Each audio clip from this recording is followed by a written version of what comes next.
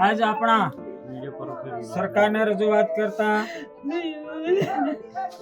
છોટાઉદેપુર જિલ્લાનું તાલુકો કવાંટનું આવેલું ગામ કુરખેડા, તો આજે આ મૃત્યુ થયું છે ડિલિવરી બેનનું, છોકરું જીવે છે, પણ છતાં આ પ્રશ્ન એવો થયો છે કે અમારે ત્યાં ટાવરનો પ્રશ્ન પણ સોલ્વ નથી, રોડ રસ્તાની વિકાસ નથી, એના કારણે આ અમારું મૃત્યુ છોલી બાંધીને લાવતા 7 કિલોમીટરના અંતરે અમારી આ મૃત્યુ બેનના મૃત્યુ થઈ રહ્યું છે. તો આજે કુરખેડા ગામના બક્ષરિયા ફળિયાના વાહન વ્યવહારના કારણે, રસ્તાના કારણે, ટાવરના કારણે હિસાબે આ સરકારની તમામ ભૂલ કરવાથી અમારો વિકાસના કારણે આ મૃત્યુનું બેનનું થયું છે. એનું કારણ કે રાતના 3 વાગે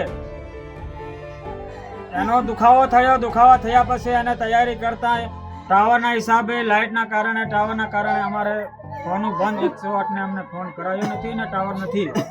એના કારણ અધ્વસ્ત અમારા લઈ જવા માટે ગામ લોકોને તૈયારી કરતા લોકોને બોલાયા, છોલી બાંધીને ખડલા સુધી 7 કિલોમીટરનો અંતરાલ કુરખેડા ગામ આવેલું છે. એનો ફળિયો છે બક્ષરે ફળિયો.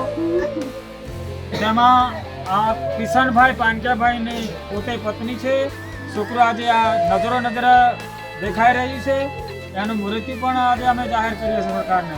તો આ સરકારને અમે એવું કહીએ છીએ કે અમારા સરકાર તરફથી અમારા રોડ રસ્તા, ટાવરો કાયદેસર 108ની સુવિધા થાય તો આ પ્રશ્ન અમારા ઊભા નહીં થઈ શકે. તો કારણ કે આ સરકારના ગલત હોવાથી આ અમારા રોડ રસ્તાના વંશિતમાં એટલું બધું શેડાવનું ગામડું કવાંટ તાલુકાનું નર્મદાની કાંઠે આવેલું, તો રોડ રસ્તા વગેરે અમારા આવા પ્રશ્નો ઘણા સોલ્વ થઈ રહ્યા છે.